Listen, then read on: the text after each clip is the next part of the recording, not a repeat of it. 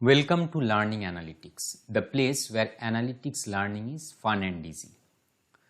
So today we will continue with our descriptive statistics series part 2. And here I will be discussing about the various measures of dispersion. Now we will start with an example. Suppose in a company the marketing department has 30 employees and their median annual salary is 12 lakhs. That is, the middlemost annual salary is 12 lakhs. Now based on this data, we cannot come to the conclusion that the salary of all the employees are 12 lakhs. Nor can we say that the annual salary of the employees vary widely. That is, the salary of the employees lie at the two extremes, which say one employee earning as high as 20 lakhs, whereas another employee is earning as low as 3.6 lakhs. So we cannot make this type of conclusion. So here this median value of 12 lakhs does not help us to come to a conclusion.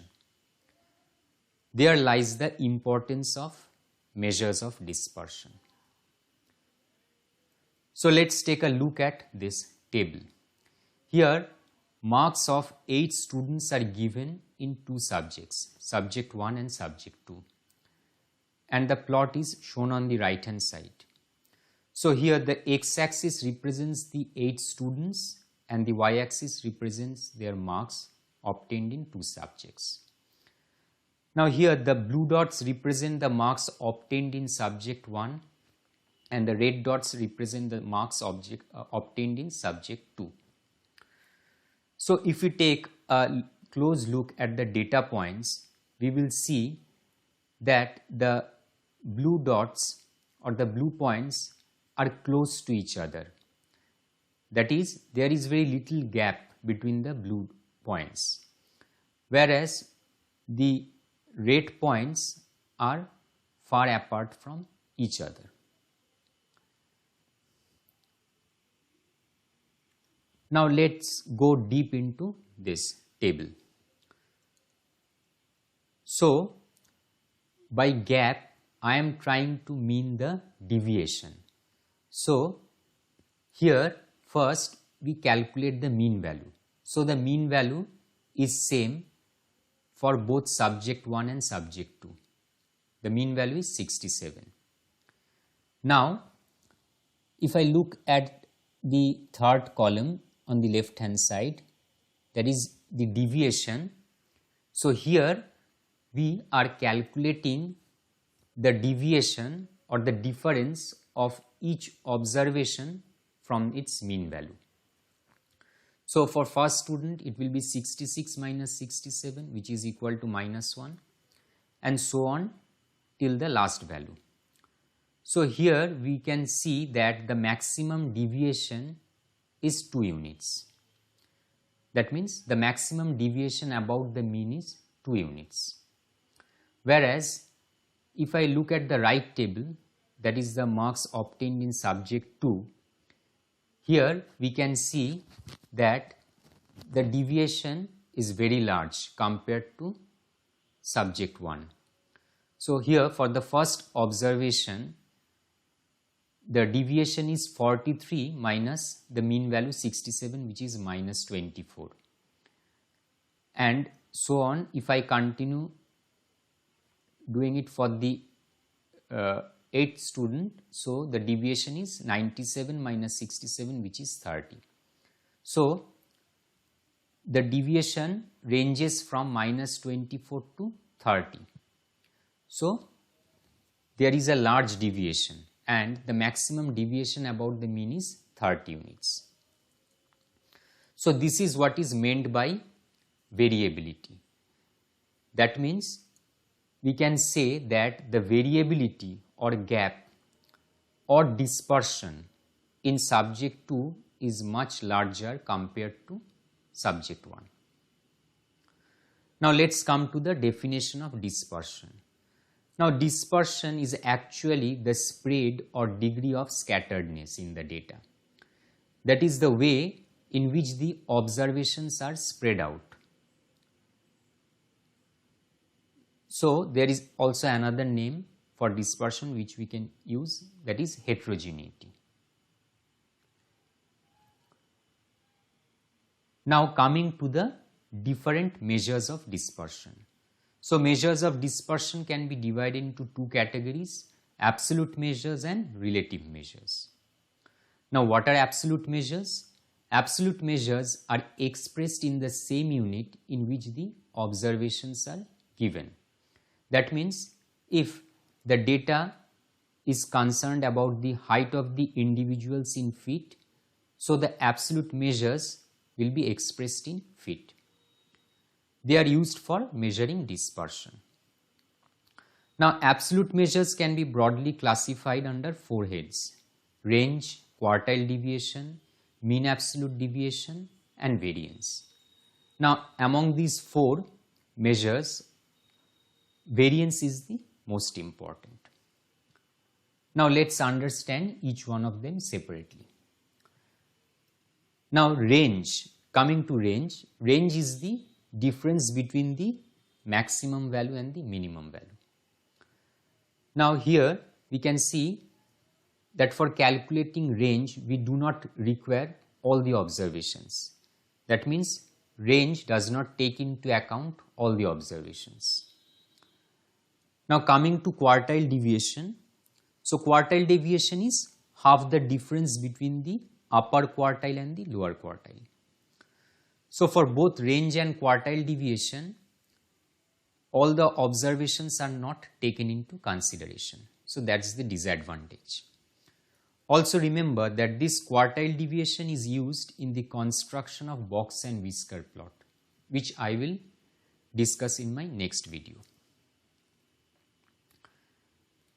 Now another thing to remember is that the sum of deviations above the mean is always 0. That means if I have a data set and if I calculate its mean value, and then if I construct another column where I am taking the difference of each of these observations from the mean and I sum that up, then I will get the value as 0. So for the other two absolute measures of dispersion, we need to understand this, that the sum of deviations above the mean is always 0. So to get out of this zero sum property, we can take either the absolute value of each deviation around the mean, or we can take the square of each deviation around the mean. Now let us understand this with an example. So when we take the absolute value of each deviation around the mean and take the average, we get the mean absolute deviation. So here in the table I have considered that same data set, marks of 8 students in subject 1 and subject 2. Now looking at subject 1 data, the mean value is 67. So I have constructed another column where I have taken the difference between each observation about its mean. So 66 minus 67, which is equals to -1, and so on till the last observation, which is 69 minus 67, which is 2. And then in the fourth column I have taken the absolute value, that means neglecting the sign. So absolute value of -1 is 1, and so on I have calculated.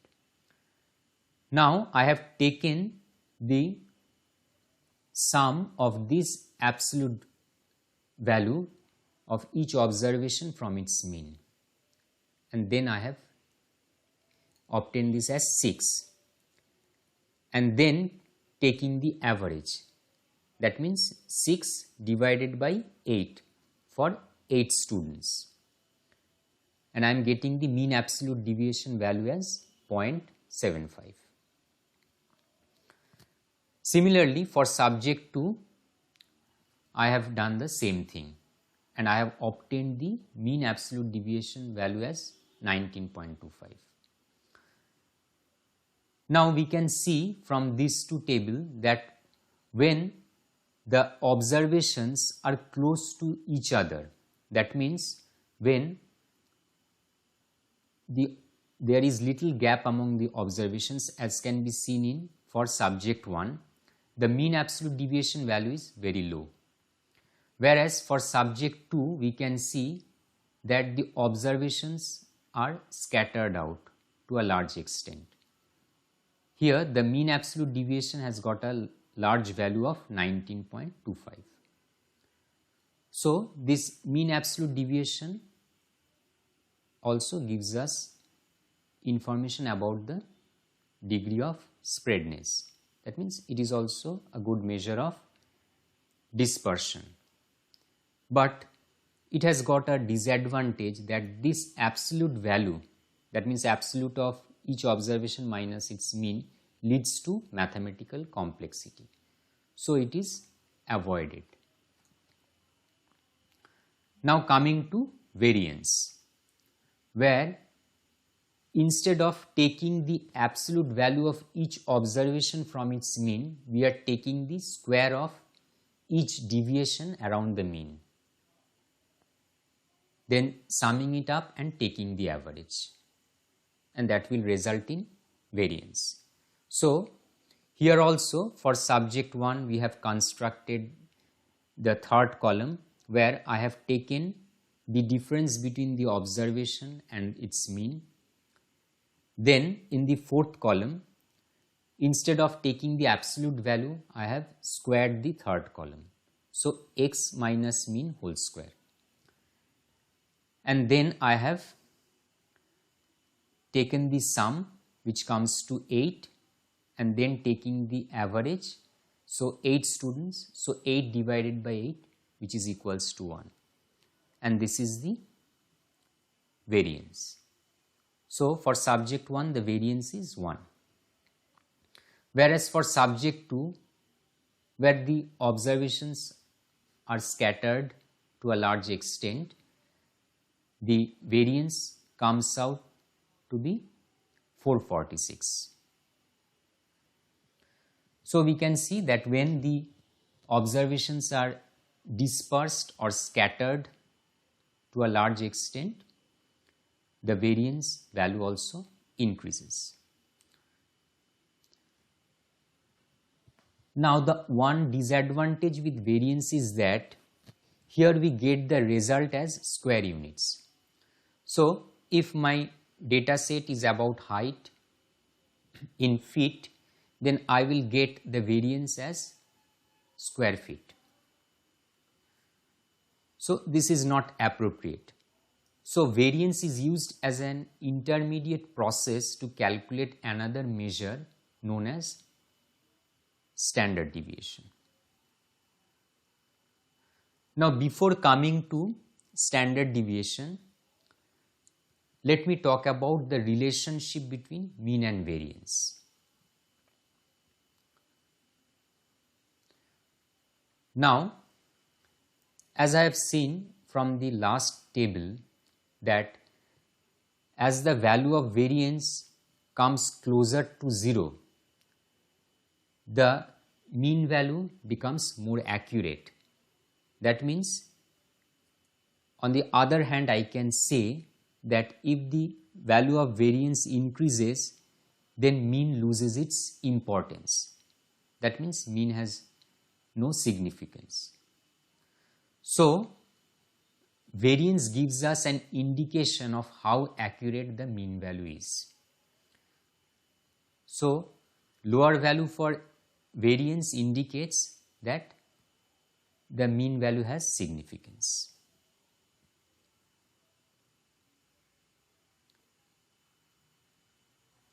Now, what happens when all the observations are equal? So when all the observations are equal, it means that there is no variability because there is no gap, and so the value of variance is equal to 0. So the minimum value a variance can take is always 0. So it is a non-negative quantity as shown in this table where the marks are all equal, which is 60, and the variance comes out to be 0. Now coming to standard deviation. Now standard deviation is nothing but the square root of variance. The advantage is that it overcomes the zero sum property, and I also get the result expressed in units, not in square units like variance, and also it gives more weightage to values which are far away from the mean. That means if the deviation is large, then squaring it and taking the square root will always give a larger value. So larger weightage for a larger deviation and smaller weightage for a small deviation. With that, we come to the end of the absolute measures. Now there are certain disadvantages of absolute measures. First of all, the absolute measures cannot be used for comparing the dispersion of two or more series given in different units. That means it cannot be used for comparison purpose for series given in different units. Like for example, the height and weight of students. So here on the right hand side I have shown an example where I have taken the height of 5 individuals in feet and the weight is given in kilogram. Now the values taken by height will lie more or less between 4 feet and 7 feet, whereas for weight the values will lie more or less between 40 kilogram and 100 kilogram. So apparently, looking at this data set, we can say that the variability of weight will be more compared to height. But actually this is not the case, because first we need to bring both these variables on a common platform in order to do any comparison. So here this absolute measure fails. That means we cannot use absolute measures here. Now coming to another disadvantage, the absolute measures cannot be used for comparing the dispersion of two or more series given in same units when there is a large difference in units of the data. For example, considering the income structure of India and the income structure of USA. Now this income structure between India and USA differs to a large extent. So we cannot use absolute measure for comparison purpose. Another example could be calculating weight of a group of babies and the weight of a group of baby elephants. From common sense we can say that the weight of group of baby elephants will be higher, and so the dispersion value will tend to be higher for baby elephants. But this is also not true, because we need to bring both these columns on a common platform. So in these type of scenarios, we use relative measures of dispersion. Now coming to relative measures. Now relative measures make the variables unit free. That means they have no units, and also the scale of the data is reduced for comparison purpose. That means we can use it for comparison. Now lower the relative measure, more stable is the data. That means low value of relative measure indicates that the data is consistent. So relative measure is actually the ratio of absolute measure to measures of central tendency multiplied by 100. That means we get it in percentage. Now these relative measures are useful for comparison purpose because they bring the different units. That means they bring the variables given in different units on a common platform by making them unit free, and also for same units, when there is a large difference in units of the data, it reduces the scale. So it is appropriate for comparison purpose. Now there are three different relative measures of dispersion: coefficient of variation, coefficient of quartile deviation, and coefficient of mean absolute deviation. Among these three, the coefficient of variation is the most important. Now coefficient of variation is given by standard deviation by mean into 100. Coefficient of quartile deviation is given by quartile deviation by median into 100. And coefficient of mean absolute deviation is given by mean absolute deviation by mean multiplied by 100, or mean absolute deviation by median multiplied by 100. So with that we come to the end of this video. So we have learned that there are two different measures of dispersion: absolute measures of dispersion and relative measures of dispersion. Now under absolute measures we have learned range, quartile deviation, then variance, and in relative measures of dispersion we have learned coefficient of variation, coefficient of quartile deviation, and coefficient of mean absolute deviation. We also learned that absolute measures cannot be used for comparison purpose, and for that we use relative measures of dispersion. Hope you enjoyed this video. So stay tuned for my next video. Thank you.